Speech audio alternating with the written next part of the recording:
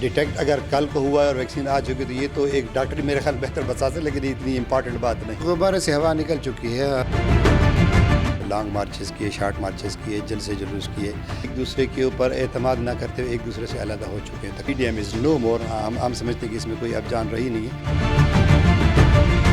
NRO अगर करेंगे तो हमारा जो मकसद है, हमारी पार्टी के जो मैनिफेस्टो है उस पर हम कंप्रोमाइज़ कर रहे होंगे, ऐसी कोई बात नहीं है। क्योंकि आपस में फूट पहले से वाज़ेह थी, फिर एक दूसरे को डिच करने के लिए तैयार थे।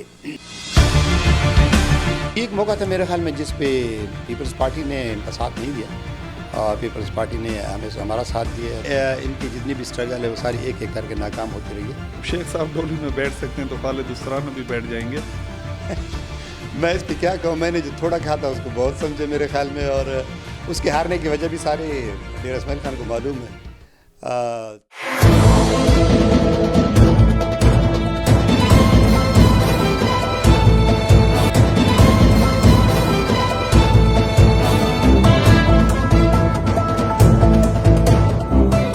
अस्सलाम वालेकुम।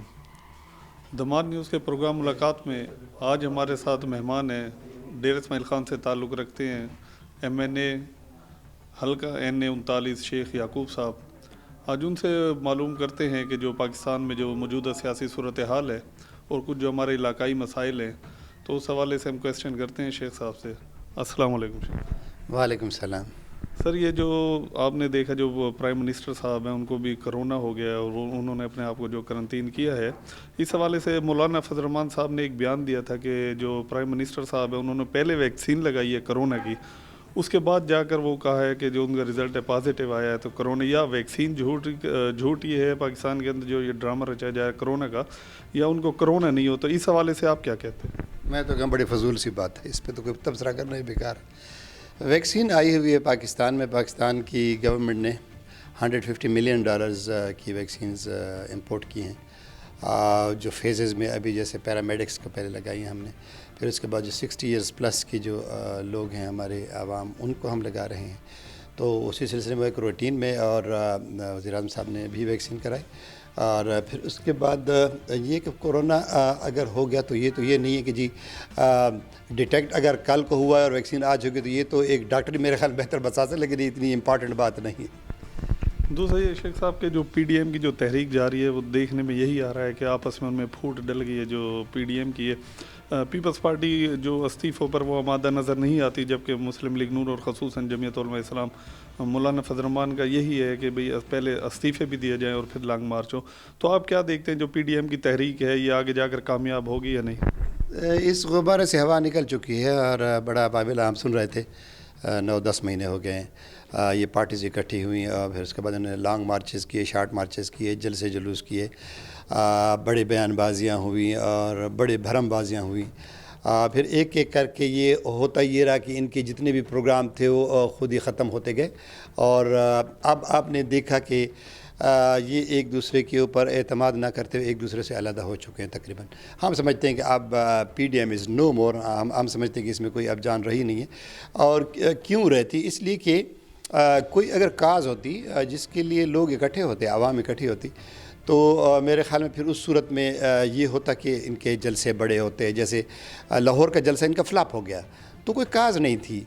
अब ये कि लूट का पैसा बचाने के लिए और चोरी का पैसा बचाने के लिए अगर कोई इकट्ठी हो गए तो आवाम क्यों निकलेगी? आवाम अगर निकलेगी तो अगर कोई बहुत बड़ा लीडर है और पाकिस्तान की काज के लिए कोई काम कर रहा है, नेशन की काज के लिए कर रहा है, पाकिस्तान की प्रोमिनेंस के लिए कोई काम कर रहा है, तो फिर मेरे ख़्याल में अगर इनके पास कोई काज होती तो ये कामयाब होते। तो काज तो है नहीं है, तो कामयाब होने का कोई चांस ही नहीं था।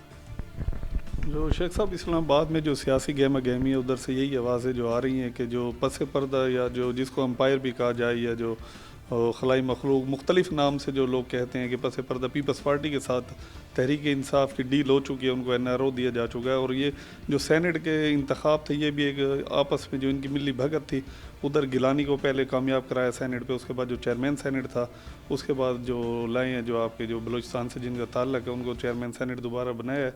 तो इस हवाले से क्या इसमें कोई हकीकत है कि NRO दिया गया है पीपल्स पार्टी को गवर्नमेंट की जानिब से या नहीं? हरगिज़ नहीं, NRO की तो कोई तस्वर ही नहीं है। NRO अगर करेंगे तो हमारा जो मकसद है, हमारी पार्टी का जो मैनिफेस्टो है उस पर हम कंप्रोमाइज़ कर रहे होंगे, ऐसी कोई बात नहीं है। ان کی آپس میں پھوٹ پہلے سے واضح تھی، پھر ایک دوسرے کو ڈچ کرنے کے لیے تیار تھے.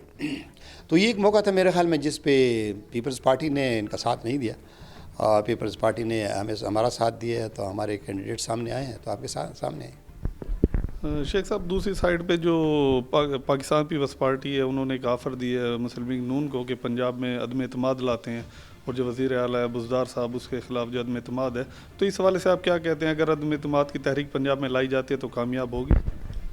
میرے خیال میں تو پہلے بھی یہ کوشش کر چکے ہیں، اپنی ان کی جتنی بھی اسٹرگل ہے وہ ساری ایک ایک کر کے ناکام ہوتی رہی ہے.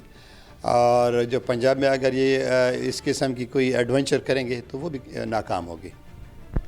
شیخ صاحب پچھلے دنوں آپ آئے تھے ڈیرہ اسماعیل خان میں، آپ نے ایک پریس کانفرنس بھی کی تھی، اس میں مختلف سوالات بھی کیے تھے صحافیوں نے. ایک جو خالد اسرانہ کے حوالے سے سوال کیا گیا تھا، تو آپ نے اس میں کہا تھا کہ وہ ایسی دلہن نہیں ہے جو ڈولی میں بیٹھ جائے، ان کے نصیب میں نہیں ہے ڈولی میں بیٹھنا. تو پچھلے دنوں وفاقی وزیر جو علی امین خان، ان سے جو میڈیا کی گفتگو ہوئی تھی، باقاعدہ انہوں نے پریس کانفرنس میں بھی یہ کہا تھا کہ جب شیخ صاحب ڈولی میں بیٹھ سکتے ہیں تو خالد اسرانہ بھی بیٹھ جائیں گے. تو شیخ صاحب کی وجہ سے جو ہمارا حلقہ ہے وہ کمزور ہوا ہے، تو اس بارے میں آپ کیا کہیں گے شیخ صاحب؟ میں اس پہ کیا کہوں، میں نے جو تھوڑا کہا تھا اس کو بہت سمجھے میرے خیال میں، اور اس کے ہارنے کی وجہ بھی سارے ڈیرہ اسماعیل خان کو معلوم ہے. تو اس کے جیتنے کی جو وجہ ہوگی وہ بھی معلوم ہونی چاہیے، مجھے تو کوئی وجہ نظر نہیں آتی. ہمارا میرے خیال میں میرے تھوڑے کو کہے کو جو بہت سمجھے، ایسے مزید اب کیا خرید ہے. شیخ صاحب ڈیرہ اسماعیل خان میں جو میلہ ڈیرہ جات کے حوالے سے جو بہت بڑا ایک ایونٹ ہونے جا رہا ہے، لیکن کرونا کی وجہ سے اس کو محدود کر دیا گیا صرف جیپ ریلی تک، تو اس حوالے سے آپ کیا کہتے ہیں؟ جو جیپ ریلی ہے ڈیرہ اسماعیل خان میں، اس سے عوام کو بھی کوئی فائدہ، یا نیشنل یا international level per D I Khan کی کیا اہمیت ہوگی؟ دیکھیے ایک پروجیکشن ہوتی ہے علاقے کی، اور ڈی اے خان میں ایسا علاقہ موجود ہے ہماری ہی پنیالہ اور پہاڑپور کے پاس، جس پہ یہ جیپ ریلیز ہو سکتی ہیں. تو یہ نیشنل لیول کی ایونٹس ہوتے ہیں، اور پھر انٹرنیشنل بھی اس کی ریکگنیشن ہوتی ہے اس کی. تو میرے خیال میں اچھا قدم ہے. ڈی اے خان کی پروجیکشن ہوگی، سوشلی جو ہمارا میڈیا ہے، انٹرنیشنلی جو ہمارا میڈیا ہے، اس کے فوائد ہوں گے. بہت شکریہ جی. ناظرین آپ دیکھ رہے تھے، ہمارے ساتھ شیخ یعقوب صاحب موجود ہے جو ایم این اے ڈیرہ اسماعیل خان کے. اس کے ساتھ ہی ہمیں اجازت دیجیے. اللہ حافظ.